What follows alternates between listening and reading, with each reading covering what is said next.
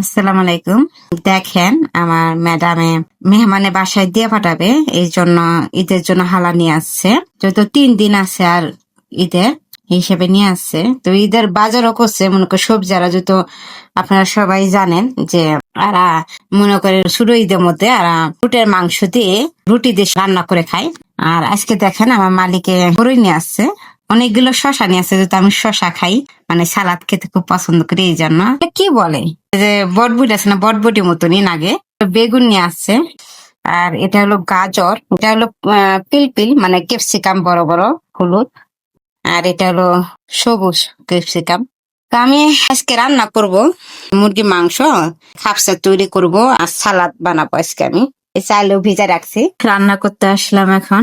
এর মধ্যেই আমি অনেক রকমের কাম সারছি, পিঠা বানাইছি। আবার আমার সাথে যে মেয়েটা থাকে, এই মেয়েটা আবার মনে করেন অনেক কিছু কাটাকাটি করছে। ক্যাপসিকাম কাইটে ফ্রিজে থুইছি। কালকে আবার আমার মালিকের ছেলে আসবে, এই জায়গায় আবার ইফতার খাবে। তো ওদের 3 দিন আছে বাকি, তো ছুটি পাইছে, আইসে পরে বাড়তে ফজরের সময় আসবে। একটা মজার কথা মনে পড়ে গেল, আপনাদের সাথে শেয়ার করি। সৌদি আরবের মানুষরা কিন্তু প্রচুর খাপসা খায়, সেটা রুটের মাংস দিয়ে হোক, সেটা মুরগির মাংস দিয়ে, ছাগলের মাংস হোক। হ্যাঁ, এরা কিন্তু খেতে খুব পছন্দ করে। দেখেন এই জায়গায় কিন্তু আমি রসুন নিছি, ঠিক আছে? রসুন, ক্যাপসিকাম আছে, টমেটো আছে, পেঁয়াজ আছে, এগুলো সবকিছু আছে। সবকিছু রেডি করে রাখতে আগে ভাগেই। আমি একা রান্না করব। আমি যেগুলো প্রথমে বাসায় আসি, সেই সময় আমি খালি মুরগি খাওয়া দেখতে পাতাম। কি রে, এত মুরগি খাই কেন? আমরা একদিন মুরগি খাইলে আমাদের 19 লাগে যায়। তারপরে যে আমরা চেষ্টা করি একটু সবজি দিয়ে ভাত খাওয়ার জন্য, একটু শাক দিয়ে ভাত খাওয়ার জন্য চেষ্টা করি, আমরা একটু ভর্তা ভাত দিয়ে ভাত খাওয়ার জন্য। ধরো 12 মাসে মুরগি, ব্রয়লার মুরগি, ওগুলো 19 লাগে না। তা আমার মার সাথে এই সময় কথা বলতাম, মা বলতো কি রান্না করছো আমার জন্য? তা আমি বলতাম কি ব্রয়লার মুরগি রান্না করছি। আর কি ডেইলি মুরগি খায় না? আমাকে হ্যাঁ। আমি অবশ্য যেসব প্রথম আসি না, 1 বছরের মাথায় আমাকে নিয়ে যায় মালিকের ম্যাডামের শ্বশুর বাড়িতে। তো এই জায়গায় যাওয়ার পরে যে মাজরা মানে আলাদা যে খামার তৈরি করছে, এই জায়গার মধ্যে উট আছে, ভেড়া আছে, ছাগল আছে, কবিতর আছে, দেশি মুরগি আছে, ঠিক আছে? তা আমাদের মুরগি আছে। তো আমি কিছু ম্যাডামকে বলছিলাম যে আমার 2টা মুরগি দেওয়ার জন্য। তো মালিকে বলে কই পালবা? আমি বলছি যে ছাদে পালবো, আমি তো ছাদে রুম আছে, আমার থাকার জন্য ব্যবস্থা করে দিছে। তা আমি যে ছাদে পালবো, সমস্যা আছে? না, সমস্যা নাই। তো মুরগি আস্তে আস্তে বড় হয়েছে, 2 থেকে 3 কেজি হয়েছে মুরগিটা। হ্যাঁ, আমরা ওজন করছিলাম। আর এটা কিন্তু মুরগ, যেটা মুরগি, এটাও মনে করেন 2 কেজি মতন হয়েছে। তো পালা মুরগি খাবার মন ধরে? মালিকে তো কি অনেক বড় হয়েছে, জবাব করে খেয়ে ফেল। আমি বলছি না, পালা মুরগি আমরা খেতে পারি না, এই যে আত্মায় যাবে না। তো পরবর্তীতে এটা বিক্রি করে দেওয়া হয়েছে, মনে করি যারা যে মুরগি কাটাকাটি করে বেচছে তাদের কাছে বিক্রি করে দেওয়া হয়েছে 50 টাকা দিয়ে। সবাই যা ফোন দিত, ফোন দিয়ে জিজ্ঞাসা করতো যে ম্যাডাম যে আপনার কি মুরগি পালেন? তো আমার ম্যাডামে বলতো কি হ্যাঁ, আঙ্গর বাড়ির মেয়েটা, যে বাসায় আমার বাসায় যে মেয়েটা থাকে, এই মেয়েটা মুরগি পালে ছাদে। কত ঘুমাইতে পারি না, ঠিক আছে? তো একদিন কি হয়েছে, মুরগি ডিকি মুরগিটা আরেক বাসায় ছাদে চলে গেছে গা। তো সৌদি আরবে কি যে বাড়ি উঠে, এক জায়গার মধ্যে 3-4টা বাড়ি উঠে, ঠিক আছে?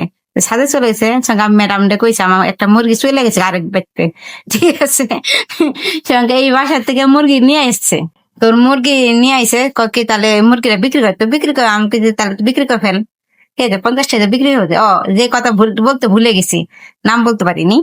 তো এটা হলো যে খরগোশ, ঠিক আছে? আর খরগোশ বলে এই জায়গায় মানুষ খরগোশও খায়। তো আমাদের এখানে তো খরগোশ খায় না। তো অনেকে রুচি, যা যা রুচি এটা। আলু কেটে দিছে হালিমা এটা। তারপরে যে মুরগি মাংস ধুয়ে রাখছি আমি, চাল ধুয়ে রাখছি।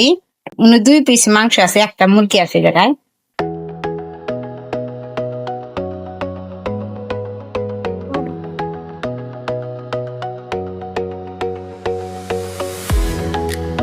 আজকে ভাত একটু কম করে রান্না করব।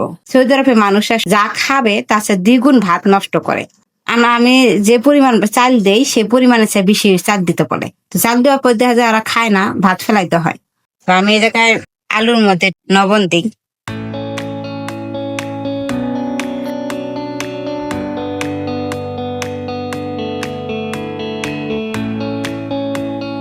আজকে আমি দেরি করে উঠছি, 4টার দিকে ঘুমাইতে উঠছি। আসলে কালকে সারা রাত কাজ করছি, তো কাজ করার পরে ঘুমাইতে পারি নাই। তো ঘুমাই থেকে উঠতে উঠতে 4টা বেজে গেছে।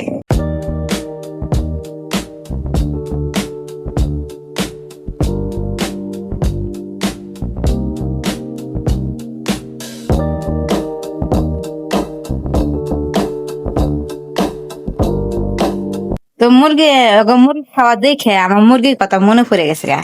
এই মুরগিরা থাকলে কত ভালো হতো আমার জন্য, তারা বুঝেই নেই। আসলে মুরগ তো তো ডাক দিলে ওদের একটা ঘুম হারাম হয়ে যায়। আশেপাশে মানুষ সন্ধে বলতো।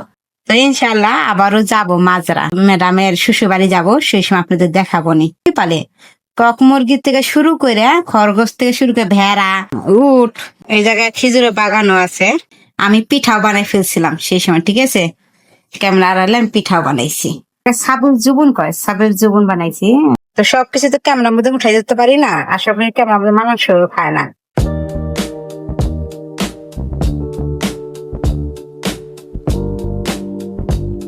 ঠিক আছে, বাজারটাও হয়ে গেছে, এখন খালি মুরগির মাংসটা দেওয়া হবে ফোড়নে।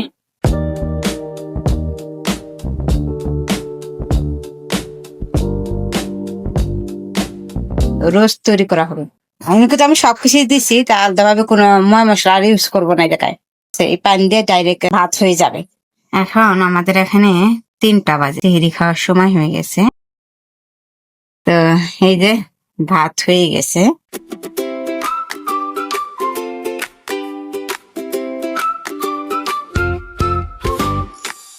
এই জায়গায় ঢাকনার মধ্যে থই, পরে ভাতের উপর দিয়ে দেবো।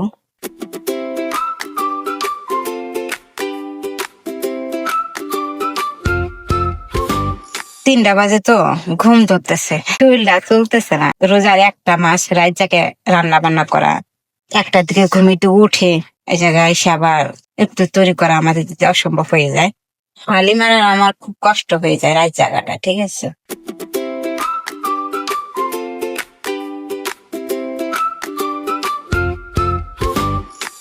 আমি একটা কথা বলি, যেটা 3টা দিন আছে আমাদের এখানে রোজা শেষ হইতে। তো আমার এই ভিডিওর মাধ্যমে আমি যে কোনো কথা বলে থাকি, যদি আপনারা কষ্ট পেয়ে থাকেন, অবশ্যই আমাকে বুঝাবেন, কমেন্ট করবেন। আপনাদের কমেন্টে কিন্তু আমি বুঝতে পারবো যে এই জিনিসটা আমি ভুল বলছি, এই জিনিসটা আমি ভুল বলছি, এই জিনিসটা আমি শুধরাই নেওয়ার চেষ্টা করব। আমার জন্য দোয়া করবেন, আল্লাহর কাছে আপনাদের জন্য দোয়া করি, আপনারা সবাই ভালো থাকেন, এই কামনাই আমি করি। আমরা প্রত্যেকটা মানুষেরই ভুল ত্রুটি নিয়ে পৃথিবীতে আইছি। মানুষ হতে ভুল ভুল করবে, শিখবে, জানবে, তাই না? ভালো থাকবেন আপনারা সবাই। আসসালামু আলাইকুম, ভালো থাকেন।